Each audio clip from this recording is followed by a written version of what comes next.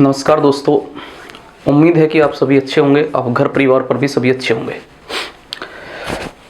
तो हम जो परसेंटेज के कल क्वेश्चन करके गए थे, तो उसका लास्ट क्वेश्चन आपके सामने है, जो मैं कहा था कि कमेंट बॉक्स में आपको आंसर करना है।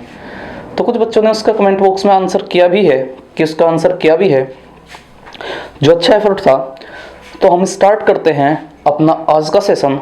जो आपका लास्ट क्वेश्चन था उसी से स्टार्ट करते हैं, उसके बाद हम नेक्स्ट कंसेप्ट की तरफ चलेंगे। तो चलते हैं अपने क्वेश्चन की तरफ। तो बच्चे, सवाल क्या था? चीनी के दाम 20% कम हो जाते हैं, जिससे परिवार 400 रुपये में 20 किलोग्राम अधिक चीनी खरीदता है। तो ज्ञात कीजिए परिवार की वास्तविक खपत क्या थी, परिवार की वर्तमान खपत क्या है, और परिवार की वास्तविक मूल्य क्या था। यानी कि चीनी का वास्तविक मूल्य प्रति किलोग्राम क्या था और चीनी का वर्तमान प्रति किलोग्राम मूल्य क्या है। तो मैं आपको कल इसकी दो अप्रोच समझाई थी कि मैं कल आपको दो अप्रोच समझाई थी इसकी। तो चलिए हम सोल्व करते हैं इस सवाल को। अगर चीनी के दाम 20% कम हो जाते हैं, तो इसका मतलब है मेरे बच्चे कि अगर मैं कहूं कि मैं चीनी पे पहले खर्च कितने रुपए कर जा रहा था, 100 रुपए, तो आज उतने ही वेट चीनी लेने के लिए, उतना ही वेट चीनी का खरीदने के लिए आपको खर्चा कितना करना होगा। तो आप कहोगे कि 20% कीमत डाउन हुई, तो इसका मतलब है कि 20% कीमत अब आप क्या करोगे, कम खर्च करोगे। तो इसका मतलब है कि अब आप कितना खर्चा करोगे साहब? तो आपने कहा कि 80 रुपए खर्चा करेंगे। कितने रुपए खर्चा करेंगे? जब हम 80 रुपए खर्चा करेंगे, यानी कि जब मान लिया कि शुरुआती खर्चा कुल था 100 रुपए, अब आपने 20% कम खर्चा किया, तो इसका मतलब खर्चा कितना किया बच्चे आपने? तो आपने खर्चा किया 80 रुपए। ठीक है जी, जिससे परिवार 400 रुपए में 20 किलोग्राम चीनी अधिक खरीदता है, अधिक खरीदता है। अगर रेट कम हुए तो 400 रुपए में 20 किलोग्राम चीनी क्या कर जा रहा जी? अधिक खरीद जा रहा है। यानी कि पहले 400 रुपए में कुछ किलोग्राम चीनी ले गए हुए, अब कितने? अब आप कितने किलोग्राम? 20 किलोग्राम एक्स्ट्रा ले जा रहे जी। कब? जब आपके रेट 20% क्या हुए, डाउन हुए। तो समझिए बच्चे क्या है, अगर 100 रुपए का सामान या 100 रुपए की चीनी आप केवल 80 रुपए में ही खरीद पा रहे, तो इसका मतलब है कि अगर मैं उतना ही खर्चा करूं, उतने ही खर्चे का मतलब है कि अगर मैं 100 ही रुपए इन्वेस्ट करता चीनी पे, तो क्या दुकानदार अब मुझे 20 रुपए का सामान अधिक देगा? 20 रुपए का सामान क्या देगा साहब? अधिक देगा। किससे अधिक देगा? 80 रुपए से 20 रुपए का सामान आपको क्या देगा? अधिक देगा। तो इसका मतलब 80 से कितने रुपए ज्यादा का सामान लेकर आए बच्चे आप? तो आप लेकर आए 80 से 20 रुपए ज्यादा का सामान। तो इसका मतलब है कि अगर 20 से कैंसिल आउट कर दूं तो 1/4, 1/4। तो इसका मतलब है अगर 4 यूनिट सामान आपके पास शुरुआत में था, यानी कि मान लो कि आपके पास 4 बोरे थे चीनी के शुरुआत में, तो आज रेट डाउन होने के कारण आपके पास 1 यूनिट बोरा क्या होगा? एक्स्ट्रा होगा। क्या होगा? आपके पास 1 यूनिट बोरा क्या होगा? एक्स्ट्रा होगा बच्चे। तो एक बात समझाओ कि अगर मैं कहा कि भाई 4 बोरे थे और 1 बोरा एक्स्ट्रा है, तो एक्स्ट्रा कितनी चीनी खरीद ली उसने? तो आपने कहा जी कितनी चीनी खरीद रहा? 20 किलोग्राम। तो इसका मतलब सीधा है कि 1 यूनिट का मान कितना है? तो आपने कहा कि 1 यूनिट का मान तो 20 किलोग्राम होगा, क्योंकि 400 रुपए में 20 किलोग्राम ही एक्स्ट्रा खरीद पा रहा जी बच्चा, तो यानी कि परिवार। तो 4 यूनिट का मान कितना है? तो आप कहोगे कि 4 यूनिट का मान होगा 20 गुना 40, 4 कितना? 80 किलोग्राम। यानी कि 20 की मल्टीप्लाई आपने कर दी 4 में, तो कितना? 80 किलोग्राम क्या है? आपकी इनिशियल खपत थी। यानी कि आपकी शुरुआती खपत क्या थी बच्चे? 80 किलोग्राम थी। तो वास्तविक खपत का मतलब क्या होगा आपका? तो आप कहोगे कि वास्तविक खपत जो होगी, वो वास्तविक खपत कितनी है? 80 किलोग्राम है। कितने किलोग्राम है? 80 किलोग्राम है जी। ठीक है जी। अगर शुरुआती खपत 80 किलोग्राम है, तो अब क्वेश्चन में कहा कि आप वर्तमान खपत बताओ जी कि वर्तमान खपत है क्या। तो वर्तमान खपत का मतलब यह है कि जब रेट डाउन होंगे 20% की, रेट जब 20% डाउन होंगे, तो आप कहोगे कि अगर 80 किलोग्राम शुरुआत में खर्च करता था और 20 किलोग्राम अब आप अधिक खरीदोगे। क्यों? क्योंकि रेट 20% डाउन हुए, तो नया खर्च कितना, खपत कितनी होगी आपकी? तो आप कहोगे 20 किलोग्राम एक्स्ट्रा खपत होगी। तो कितने किलोग्राम हुई जी? 100 किलोग्राम। कितने किलोग्राम हुई जी? 100 किलोग्राम आपकी खपत हुई। वास्तविक मूल्य आपको निकालना जी। क्या करना जी? आपको वास्तविक मूल्य निकालना। तो वास्तविक मूल्य के लिए आपको जरूरत क्या होगी? तो आपको पता होना चाहिए भाई कि वास्तविक खपत थी क्या। तो आप कहोगे कि वास्तविक खपत तो 80 रुपए थी। कितने रुपए थी? 80 रुपए थी। और लड़का पहले भी 400 ही रुपए खर्च कर रहा था, बाद में भी 400 ही रुपए खर्च कर रहा, और इसी के कारण क्या हुआ जी, 20 किलोग्राम एक्स्ट्रा चीनी ले आया। क्योंकि अगर हर बार 400 रुपए खर्च करेगा तो जब रेट डाउन होंगे तो एक्स्ट्रा चीनी खरीदी जा सकती है। तो इसका मतलब है कि अगर वास्तविक मूल्य की बात करूं तो आप कहोगे कि 400 रुपए में जी आप खरीद के कितने किलोग्राम लेकर आए, तो 80 किलोग्राम लेकर आए। तो इसका मतलब रेट क्या होगा, तो आप कहोगे कि 5 रुपए पर किलोग्राम आपका चीनी का क्या है, रेट है। कितना रेट है जी आपका? 5 रुपए प्रति किलोग्राम आपका चीनी का रेट होगा। अगर मैं वर्तमान मूल्य की बात करूं तो आप कहोगे कि वर्तमान मूल्य क्या होगा, तो भाई 400 रुपए में लड़का बाद में कितने किलोग्राम लेकर आया, तो आप कहोगे कि वर्तमान खपत तो 100 किलोग्राम है, तो इसका मतलब 100 से डिवाइड कर दूं तो 4 रुपए पर केजी उसका रेट होगा। आज का रेट, वर्तमान रेट कितना होगा उसका? 4 रुपए प्रति किलोग्राम उसका रेट होगा। ये बच्चे आप ऐसा भी समझ सकते थे कि अगर 5 रुपए प्रति किलोग्राम उसका शुरुआती रेट है तो इसका 20% क्या होगा, तो 5 का 20% होगा 20/100, यानी कि 20 पंजे 100। 5 से अगर कैंसिल आउट कर दूं तो 1, तो इसका मतलब है 1 रुपया। यानी कि अगर 5 रुपए प्रति किलोग्राम आपका शुरुआती रेट था तो उसका 20% रेट कम कर दिया, यानी कि 1 रुपया कम कर दिया, तो 5 रुपए में से 1 रुपया कम कर दिया, तो आप कह सकते हैं कि कितने रुपए पर किलोग्राम होगा, तो आप कहोगे कि 4 रुपए प्रति किलोग्राम आपका रेट रहा होगा। ठीक है बच्चे, तो उम्मीद है कि आपके सवाल समझ में आया होगा, क्योंकि मैं कल इसके 2 अप्रोच बताए थे, तो उम्मीद है कि आपके सवाल समझ में आया होगा। तो चलते हैं बच्चे नए क्वेश्चन की तरफ या नए कंसेप्ट की तरफ, जो आपका नया कंसेप्ट होगा। तो बच्चे एक बार जल्दी से आप शेयर जरूर करें और चलते हैं हम अपने क्वेश्चन की तरफ। तो चलिए बच्चे, आपके सामने है नेक्स्ट क्वेश्चन, और ये नेक्स्ट क्वेश्चन के साथ साथ आपका नेक्स्ट कंसेप्ट भी होगा कि नेक्स्ट कंसेप्ट भी है। तो हम करते हैं इस सवाल को कि ये सवाल है क्या। ठीक है जी, तो चलिए क्वेश्चन है, किसी कमरे में कुछ बिल्ली तथा कुछ कुत्ते हैं। प्रत्येक बिल्ली 7 बिस्किट और प्रत्येक कुत्ता 9 बिस्किट लेता है। यदि 45 जानवरों द्वारा 355 बिस्किट खाए गए, यानी कि टोटल जानवर कितने हैं आपके? 45 हैं, और बिस्किट कितने खाए गए? ओवरऑल 355 बिस्किट टोटल खाई गई। तो बिल्ली और कुत्तों की संख्या क्या होगी, यानी कि आपको बताना कि कितने बिल्ली हैं वहां और कितने वहां कुत्ते हैं। ठीक है बच्चे, तो चलते हैं क्या, समझिए भाई। मैं इसको आपको बेसिक समझा रहा, पहले कि आपको बेसिक समझा रहा हूं, तो देखो बेसिक है क्या इसका, किसका बेसिक है क्या। ठीक है भाई, देखो बेसिक समझो पहले कि बेसिक है क्या। उसने कहा यार कि 45 जानवर हैं। कितने जानवर हैं? 45 जानवर है। तो आपने मान लिया कि भाई मेरे पास टोटल 45 जानवर है, क्योंकि क्वेश्चन में दिया कि 45 जानवर हैं। ठीक है साहब, और इसमें से कुछ जानवर तो आपके क्या है? कैट है, और कुछ जानवर क्या है? आपके डॉग है। क्या है? कुछ जानवर तो आपके क्या है? कैट है, और कुछ जानवर क्या है? डॉग है। अब आपने कहा, मान लिया, मैं ऐसा मान लिया कि भाई 45 जानवर में से जो कैट हैं यानी कि बिल्ली है, उनकी संख्या x है। कितनी है उनकी संख्या साहब? x है बच्चे। और अगर 45 में से बिल्लियां x हैं तो कुत्ते कितने रहे होंगे? तो आप कहोगे कि जी 45 माइनस x रहे होंगे। हाँ या ना? बोलो भाई, बोलो। देखो जहां भी हो हाँ ना जरूर बोलना, ठीक है, कि हाँ ना जरूर बोलना कि 45 कितना, टोटल जानवर कितने हैं? 45 है मेरे बच्चे, और बिल्लियां कितनी हैं? x हैं, तो कुत्ते कितने बचे होंगे? तो आप कहोगे 45 माइनस x बचे होंगे। ठीक है, अब क्वेश्चन ने कहा कि प्रत्येक बिल्ली 7 बिस्किट खाती है, यानी कि बिल्ली कितने बिस्किट ले रही? 7। अगर मैं आपसे कहूं कि भाई मेरे पास केवल एक बिल्ली है और एक बिल्ली 7 बिस्किट लेगी, हाँ या ना? अगर मैं कहूं कि मेरे पास 2 बिल्लियां हैं और प्रत्येक बिल्ली 7 बिस्किट, तो 2 बिल्लियां कितने बिस्किट खाएंगी जी? तो आप कहोगे 14 बिस्किट खाएंगी।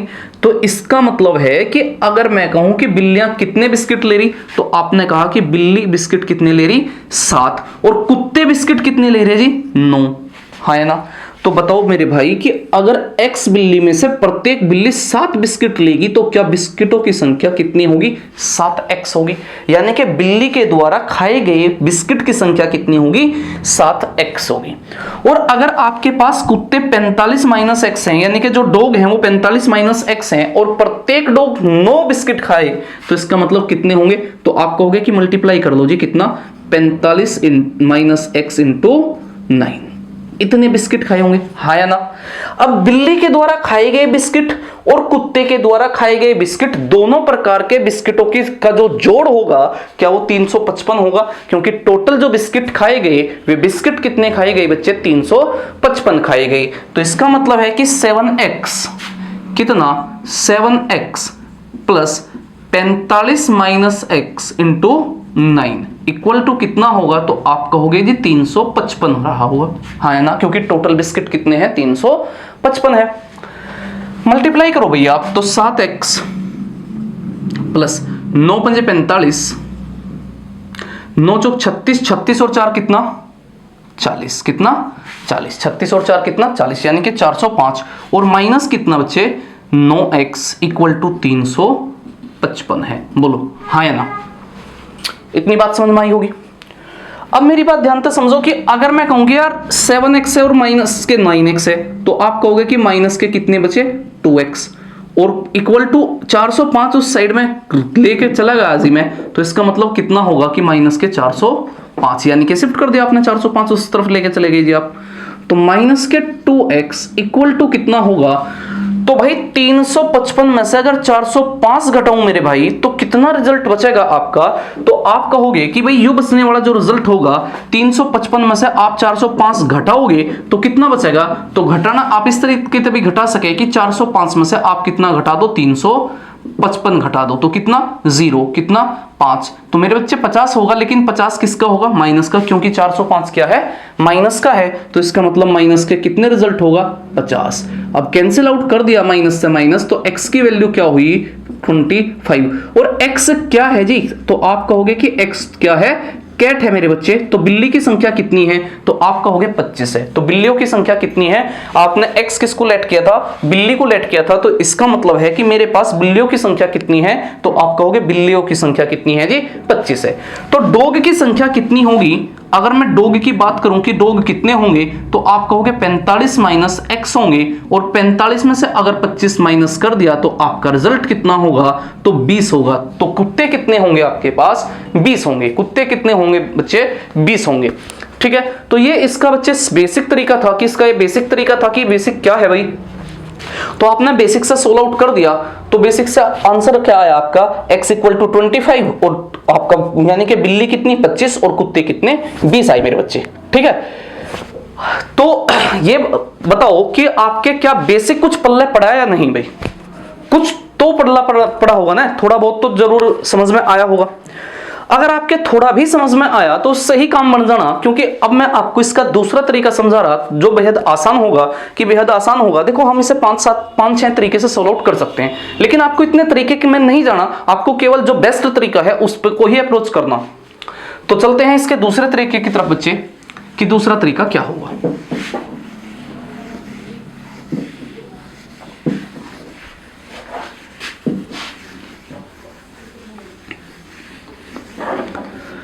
चलिए जी, मेरे बच्चे टोटल जानवर हैं कितने, तो आप कहोगे कि टोटल जानवर कितने हैं, तो टोटल जानवर मेरे पास कितने हैं 45 है मेरे भाई, कितने हैं बच्चे 45 हैं।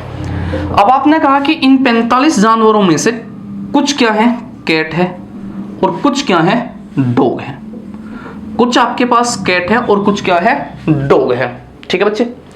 अब सवाल को ध्यान से समझो कि उसने कहा कि प्रत्येक बिल्ली 7 बिस्किट खा जा रही है, कितने बिस्किट खा जा रही 7 बिस्किट, और प्रत्येक कुत्ता कितने बिस्किट खा रहा जी 9 बिस्किट खाई, यानी कि प्रत्येक बिल्ली जो ले रही वो कितने बिस्किट ले रही जी 7 बिस्किट लिए। कितने बिस्किट लिए जी आपने, तो आप कहोगे कि कितने बिस्किट, तो आपने कहा कि 7 बिस्किट लिए जी। कितने बिस्किट लिए बिल्ली ने 7 बिस्किट लिए, और कुत्ते ने कितने बिस्किट लिए साहब 9 बिस्किट। यानी कि आप इस तरीके से समझो कि अगर बिल्ली 7 बिस्किट ले रही थी और कुत्ते 9 बिस्किट खा रहा, कि कुत्ता कितना बिस्किट ले रहा जी 9 बिस्किट ले रहा, तो कुत्ता इतने तो बिस्कुट ले ही रहा है जितने बिल्ली ने खाई, उससे 2 एक्स्ट्रा खा रहा जी, हाँ है ना, उससे 2 एक्स्ट्रा खा रहा मेरे बच्चे। यानी कि मैं ये बात कह सकूं कि अगर कुत्ते की बात करूं तो कुत्ता 7 बिस्किट तो ले ही रहा जी, लेकिन वो 2 बिस्किट और एक्स्ट्रा ले रहा, तो इसका मतलब जो कुत्ता है वो कितने बिस्किट ले रहा होगा? 9 बिस्किट ले रहा होगा मेरे भाई। बताओ कोई दिक्कत है क्या यहां तक? यानी कि बिल्ली ने 7 बिस्किट तो कुत्ते ने 9 बिस्किट, यानी कि कुत्ता बिल्ली के जितने बिस्किट तो लेगा ही, 2 एक्स्ट्रा बिस्किट भी लेगा मेरे बच्चे। तो समझ में आई बात यहां तक का? अब ध्यान से समझिए मेरी बात। अगर मेरे यार एक बात कहूं मैं, समझो ध्यान से समझियो, अगर मैं कहूं कि मेरे पास एक ही बिल्ली है और एक ही कुत्ता है, तो बिल्ली कितने, यानी कि अगर एक ही कैट है और एक ही डॉग है तो इसने 7 बिस्किट लिए होंगे और इसने कितने बिस्किट लिए होंगे? 9 बिस्किट लिए होंगे। यानी कि एक बिल्ली और एक कुत्ते के एक पेयर पे जो कुत्ता है वो कितने बिस्किट एक्स्ट्रा खा जा रहा जी? 2। यानी कि प्रत्येक कुत्ता बिल्ली से 2 बिस्किट एक्स्ट्रा खा जा रहा, हाँ या ना? तो इसका मतलब अगर 2 कुत्ते होंगे और 2 ही बिल्लियां होंगी तो कितने बिस्किट ज्यादा खाए गए होंगे बच्चे? तो आप कहोगे कि बिल्ली से 4 बिस्किट ज्यादा खाए होंगे कुत्तों ने जी। ठीक है जी, पक्का? तो यहां ध्यान से समझिए, अगर मैं कहूं कि यार बिल्ली भी 7 बिस्किट ले रही और कुछ देर के लिए समझ लिया कि कुत्ता भी 7 ही बिस्किट ले रहा जी, कुछ देर के लिए समझ लिया बच्चे कि कुत्ता भी कितने बिस्किट ले रहा? 7 ही बिस्किट ले रहा, तो ये जो 2 बिस्किट एक्स्ट्रा हैं, तो इसका मतलब हर एक कुत्ता 2 बिस्किट क्या ले रहा होगा मेरे बच्चे? एक्स्ट्रा ले रहा होगा। तो समझिए, अगर मान लिया कि बिल्ली भी 7 ही बिस्किट का यूज कर रही, कुत्ता भी 7 ही बिस्किट का यूज कर रहा, तो इसका मतलब हुआ कि ओवरऑल जानवर 7 बिस्किट का यूज कर रहे, क्योंकि बिल्ली और कुत्ते ही दोनों ही प्रकार के जानवर हैं बस आपके पास।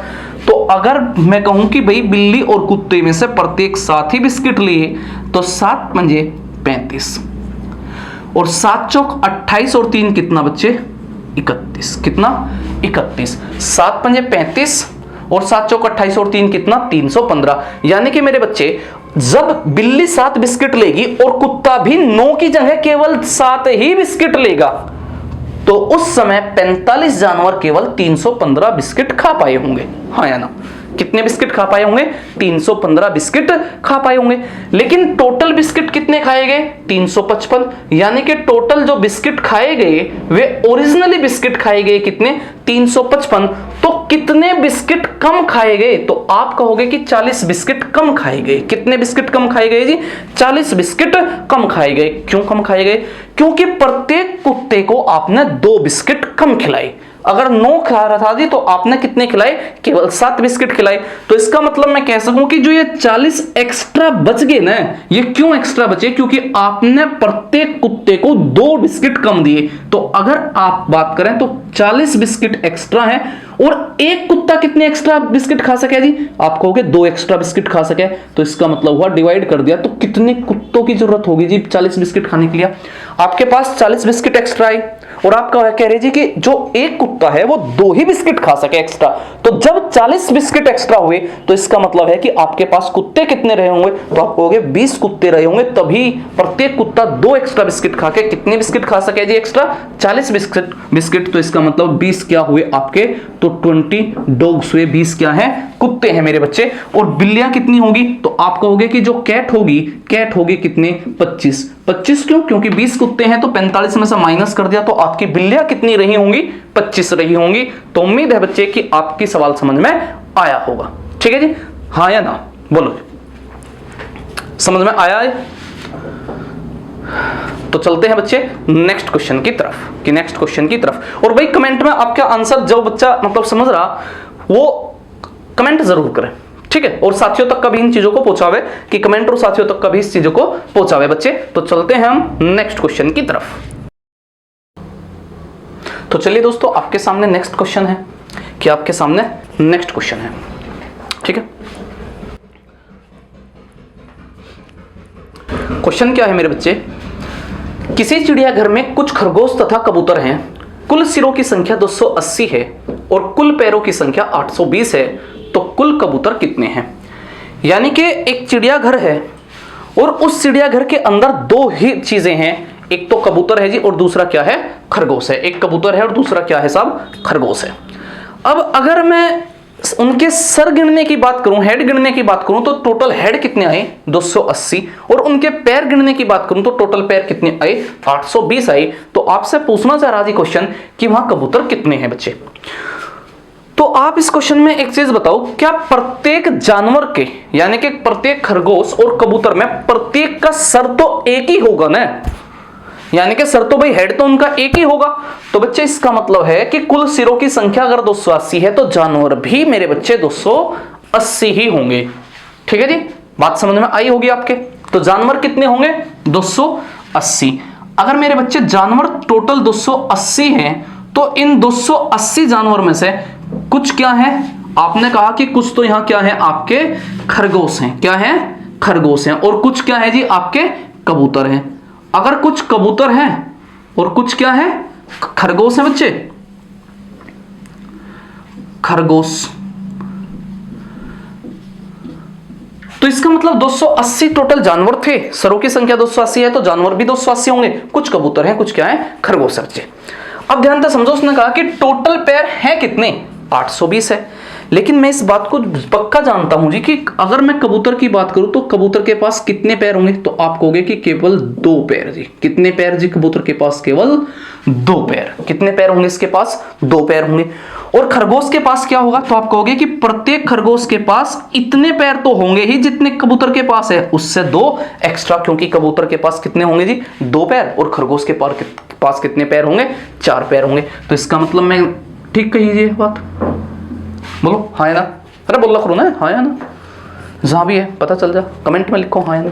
ठीक है, 2 पैर और यहां 4 पैर।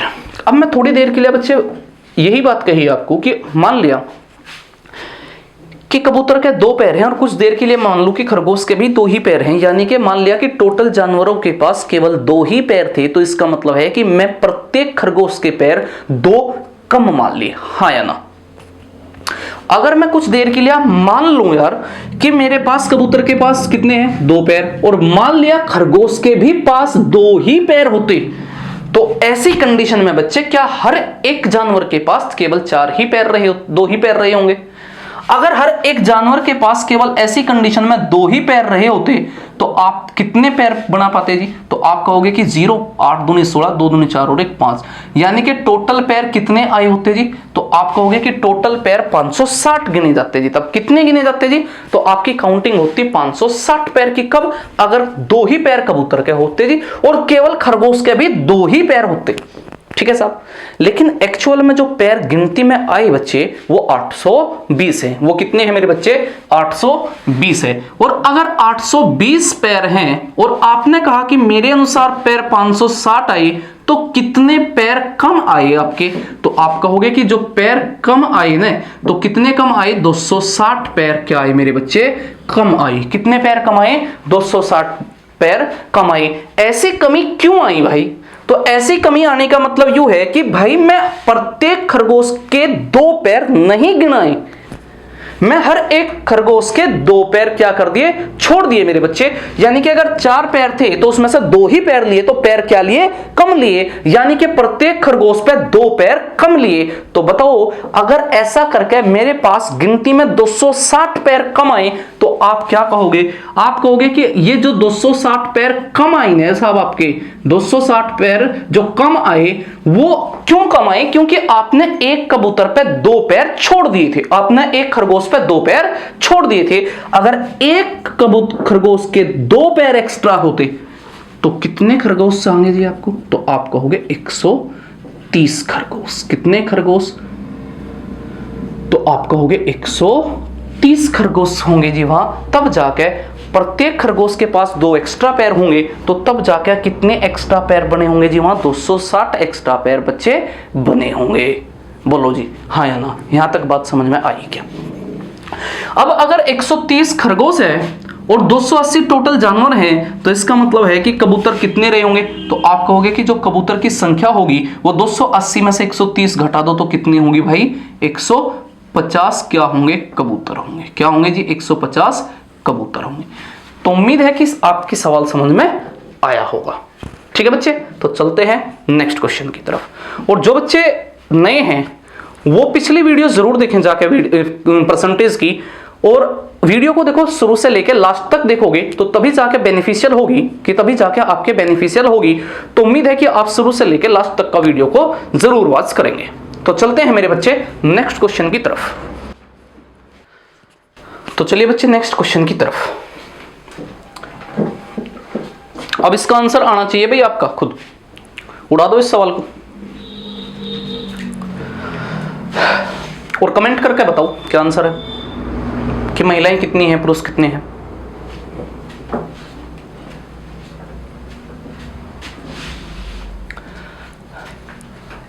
चलिए मैं करता हूं क्वेश्चन। किसी शहर की जनसंख्या कितनी है बच्चे? 6000 है। कितनी है पॉपुलेशन? 6000 है। अगर मेरे बच्चे पॉपुलेशन 6000 है तो पॉपुलेशन का मतलब होगा कि इसमें पॉपुलेशन किसकी होगी? तो आप कहोगे कि एक तो मेल होगी और एक क्या होगी? फीमेल होगी। एक तो क्या होगी? मेल होगी और एक क्या होंगे? फीमेल होंगे। यानी कि मेल और क्या? फीमेल। तो मेल और फीमेल यानी कि पुरुष और महिलाओं के कारण जनसंख्या होगी जी आपकी। तो इसका मतलब 6000 के अंदर कुछ पुरुष होंगे कुछ महिलाएं होंगी। लेकिन बच्चे पुरुषों की संख्या 5% इंक्रीज हुई। पुरुषों की संख्या कितने परसेंट इंक्रीज हुई? तो 5% इंक्रीज हुई। और महिलाओं की संख्या कितने परसेंट इंक्रीज हुई मेरे बच्चे? 9% इंक्रीज हुई। तो इसका मतलब क्या है कि जो फीमेल की जनसंख्या है वो जनसंख्या उतनी तो बढ़ी ही जितनी पुरुष की बढ़ी, उससे भी 4% एक्स्ट्रा बढ़ जा रही महिलाओं की संख्या। तो इसका मतलब है कि मैं ऐसा कह सकता हूं कि भाई महिलाओं की संख्या 5% तो इंक्रीज होगी ही, यानी कि जितनी पुरुषों की जनसंख्या इंक्रीज हुई उतनी तो इंक्रीज होगी ही परसेंटेज में, उसके साथ साथ 4% एक्स्ट्रा भी इंक्रीज हुई मेरे बच्चे। कितने परसेंट एक्स्ट्रा इंक्रीज हुई? 4% पॉपुलेशन फीमेल्स की एक्स्ट्रा इंक्रीज हुई। किससे? मेल से। अब मान लिया कि यार टोटल जनसंख्या मेरी मेल और फीमेल दोनों ही 5% इंक्रीज हुए। मान लिया कि मेरे मेल और फीमेल दोनों ही 5% इंक्रीज हुए, तो मेरे बच्चे जब मेल और फीमेल दोनों सेम ही परसेंटेज से इंक्रीज होंगे तो इसका मतलब होगा कि आपकी जनसंख्या भी 5% से इंक्रीज होगी। यानी कि मैं कह सकता हूं कि अगर मेल भी केवल 5% इंक्रीज हुए और फीमेल भी 5% इंक्रीज हुई तो टोटल जनसंख्या भी 5% इंक्रीज हुई होगी एक साल के अंदर। तो इंक्रीजमेंट कितना रहा होगा मेरे बच्चे? 300। कितना रहा होगा? 300। यानी कि 300 जनसंख्या इंक्रीज हुई होगी, उसके अंदर मेल भी होंगे और क्या होगा मेरे बच्चे? फीमेल भी होंगे। बताओ यहां तक का बात समझ में आई क्या आपकी? बोलो जी हाँ या ना। तो यहां तक की बात उम्मीद है आपको समझ में आई होगी। अब देखिए नेक्स्ट। लेकिन क्वेश्चन में क्या कहा साहब कि जनसंख्या बढ़ जाने के बाद नई जनसंख्या कितनी है? 6500 है यार। यानी कि 6000 थी अब 6500 हुई, तो इंक्रीजमेंट कितना है जनसंख्या में? 500 का है। और मेरे बच्चे यहां इंक्रीजमेंट अगर 5% के बेसिस पे लूं तो कितना है? केवल 300 है। तो इसका मतलब 200 एक्स्ट्रा बढ़ी होगी जनसंख्या। तो क्या अब आप सीधा कह सके साहब कि भाई जितना मेल बढ़ने थे बढ़ चुके, फीमेल का 5% भी बढ़ चुका, तो बचा क्या मेरे बच्चे? फीमेल का 4% अभी भी बढ़ना शेष है। तो इसका मतलब जितने भी एक्स्ट्रा पॉपुलेशन है, यानी कि जो 500 पॉपुलेशन है, 6000 थी 6500 होगी, तो 500 बढ़ी और 500 में से 300 तो आपकी बढ़ चुकी, यानी कि टोटल इंक्रीजमेंट कितना था? 500। उसमें से 300 आपकी बढ़ चुकी, तो बची कितनी? 200 जनसंख्या और बची। तो आप सीधा कह सके जी कि यह जनसंख्या मेल के 4% फीमेल के 4% के बराबर होगी। क्यों होगी? क्योंकि मेल तो बढ़ चुके और फीमेल का 5% भी बढ़ चुका।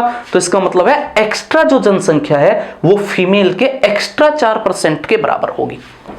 यानी कि जो फीमेल है, फीमेल का जो 4% होगा मेरे बच्चे, यानी कि 4/100% का मतलब 4/100, वो किसके बराबर होगा?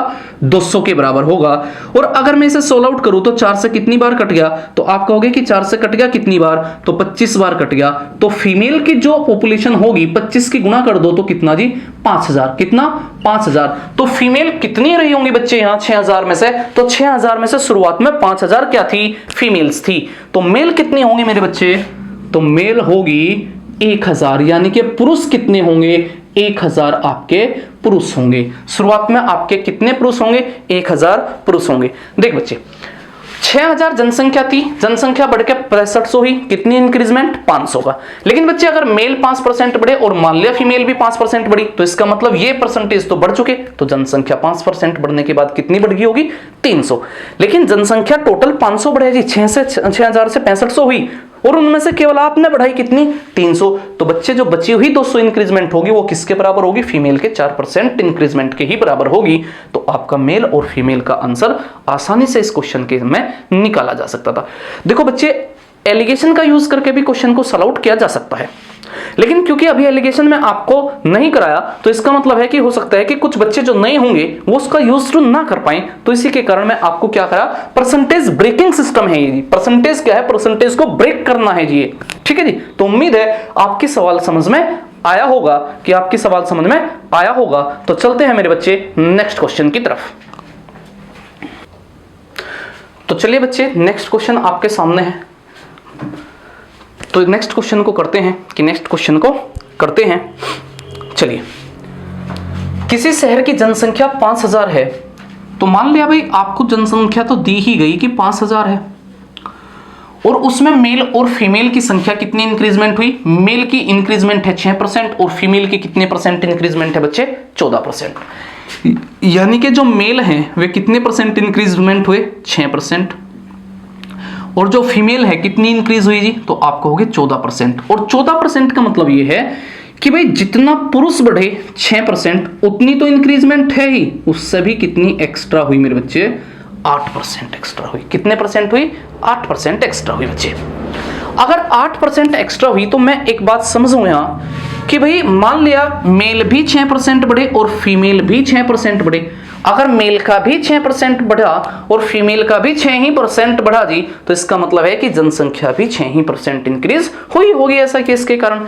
तो अगर टोटल जनसंख्या केवल 6% इंक्रीज हुई हो तो आप कहोगे कि इंक्रीजमेंट कितना है, तो 300 का है। कितना है जी, 300 का इंक्रीजमेंट है। और अगर टोटल जनसंख्या की बात करूं तो टोटल जनसंख्या बच्चे 500 से बढ़ के कितनी हुई, 5540, यानी कि 540 इंक्रीज हुई। टोटल जनसंख्या 540 इंक्रीज हुई और आप कह रहे थे कि जनसंख्या केवल 300 ही इंक्रीज हुई, तो 240 इंक्रीजमेंट कम हुई। 240 इंक्रीजमेंट कम है।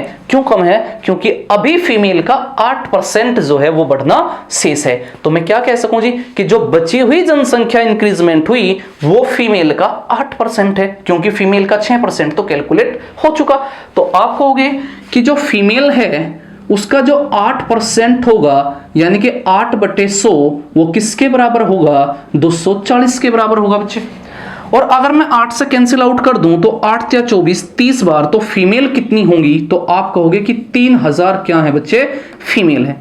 तो मेल कितने होंगे, तो आप कहोगे कि 2000 क्या है, आपके मेल हैं यहां, यानी कि पुरुष हैं तो पुरुष होंगे 2000 और महिलाएं होंगी बच्चे 3000। पुरुष होंगे कितने, 2000 और महिलाएं कितनी होंगी मेरे बच्चे यहां 3000 होंगी। ठीक है, तो उम्मीद है कि आपको यह सवाल समझ में आया होगा। तो मेरे बच्चे एक चीज और ध्यान रखोगे आप कि मैक्सिमम अगर आप हो करोगे तो क्वेश्चन करने की कोशिश करो, कि प्रैक्टिस करने की कोशिश करो। और एक चीज और ध्यान रखो कि आपकी जब क्लास स्टार्ट हो तो आप उस टाइम पर मैक्सिमम आने की कोशिश करो, कि मैक्सिमम आने की कोशिश करो, क्योंकि नेक्स्ट वीडियो के अंदर हम कंटेंट क्या देंगे इस चीज का, या किस तरीके के क्वेश्चन आपके फ्लो बैक में होंगे, उन चीजों को देखने के लिए आप जो है अधिक से अधिक क्या करें, इस चीजों को जब क्लास शुरू हो तब से और लास्ट तक का ज्वाइन किया करो बच्चे। ठीक है, तो उम्मीद है कि आप ऐसा करेंगे और साथियों को भी ज्वाइन जरूर कराएं आप। तो चलते हैं मेरे बच्चे नेक्स्ट क्वेश्चन की तरफ। तो बच्चे जो आपका पहला क्वेश्चन था उसके बेसिस जो क्वेश्चन थे, यानी कि उस कंसेप्ट पे जो बेसिस क्वेश्चन थे, फिर मैं आपको 2-3 क्वेश्चन करा दिए। तो अब जो नेक्स्ट वीडियो होगी उस वीडियो में ही आपका नया कंसेप्ट स्टार्ट होगा। लेकिन मैं आपको अब क्या करा रहा कि 1-2 क्वेश्चन जो आपके बेसिकली क्वेश्चन थे जो आए थे पेपर में, ये क्वेश्चन भी आपके पेपर में था, तो मैं उन क्वेश्चनों को आपको कराता हूं।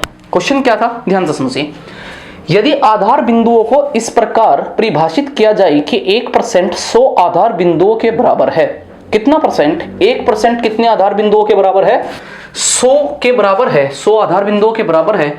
तो कितने आधार बिंदु 62.5% से 82.5% अधिक है।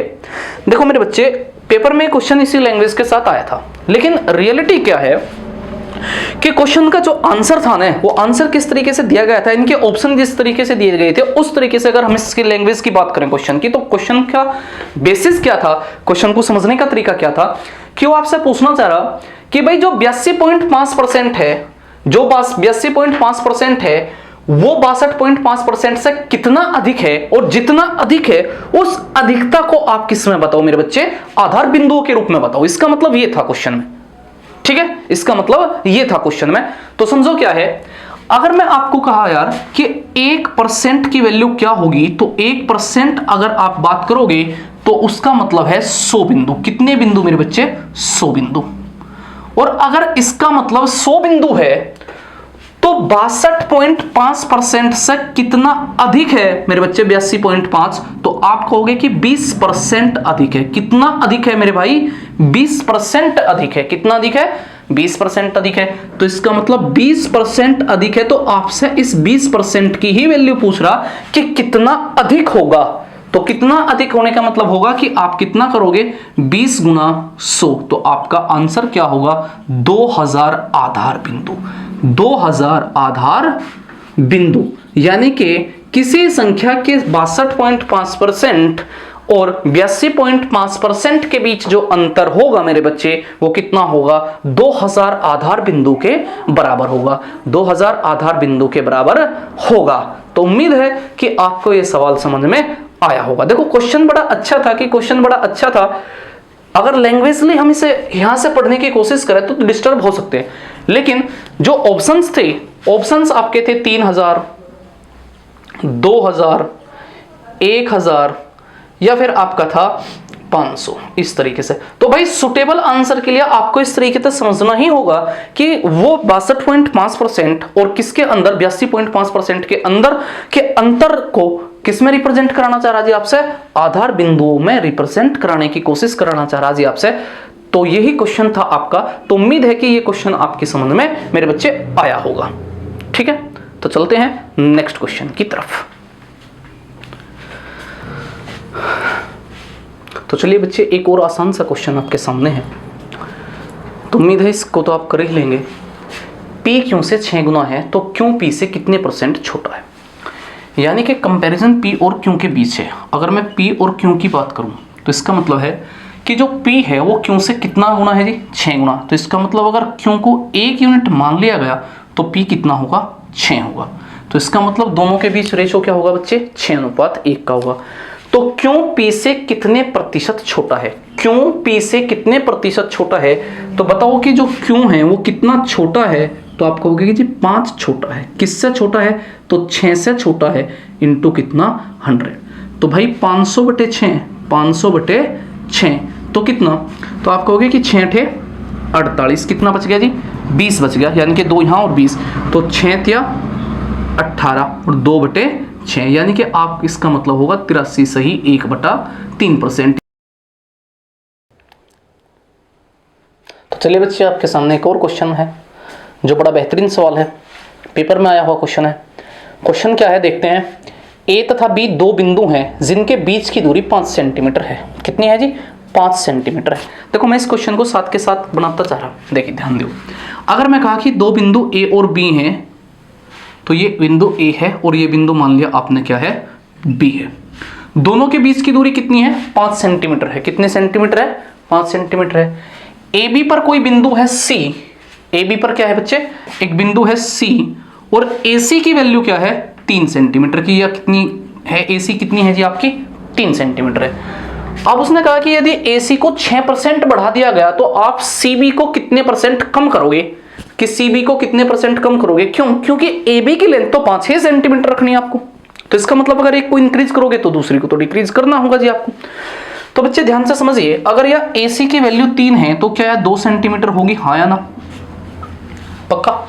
अब भाई इस AC को आपने कितना बढ़ा दिया, तो आपने कहा कि इस AC को, यानी कि इस 3 सेंटीमीटर को कितना बढ़ा दिया आपने, 6% बढ़ा दिया। कितना बढ़ा दिया, 6% बढ़ा दिया। तो कितना, 6/100, यानी कि 0.18 सेंटीमीटर आपने साहब इसको बढ़ा दिया।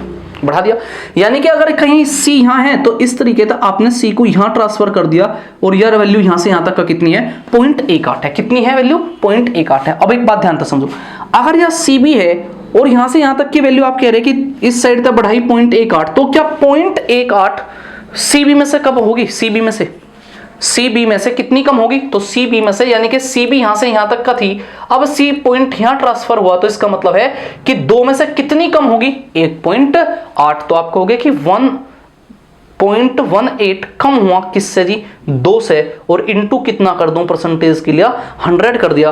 तो आप पॉइंट हटाने के लिए 2 जीरो रखोगे और 100 से 2 बार कट गया और 2 से 18 कट गया, कितनी बार, 9 बार। तो आपका आंसर होगा 9%। तो आपका आंसर होगा मेरे बच्चे 9% कि आपको सीबी की वैल्यू कितनी कम करनी होगी, 9% कम करनी होगी।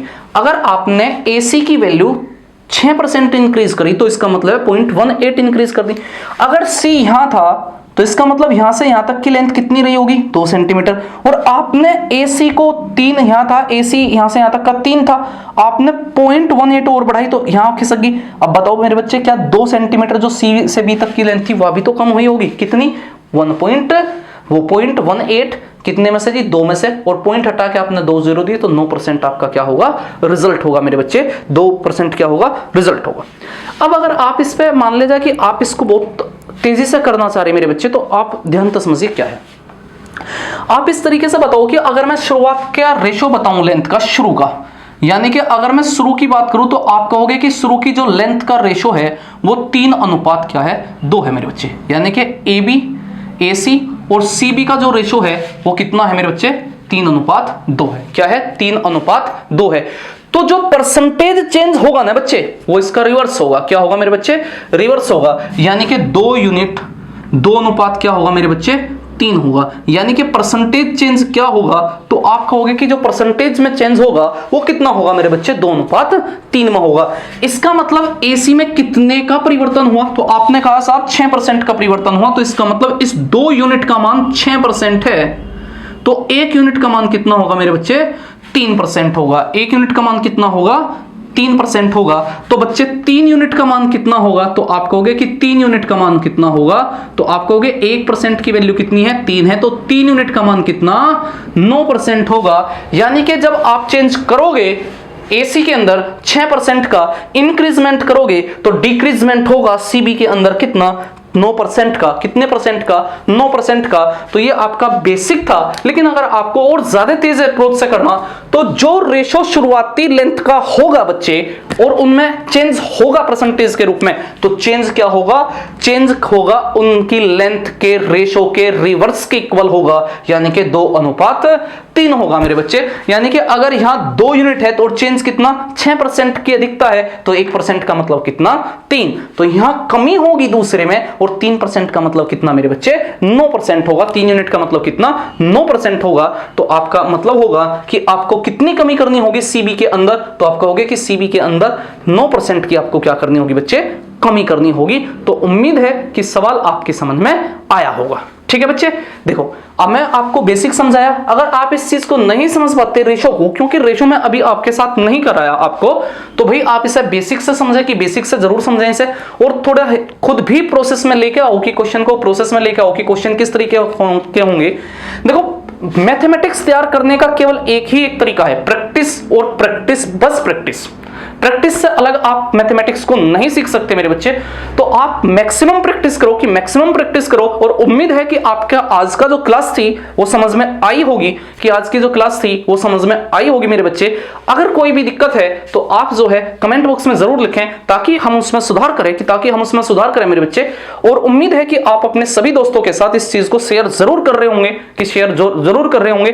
तो थैंक यू वेरी मच, मिलते हैं नेक्स्ट क्लास के अंदर।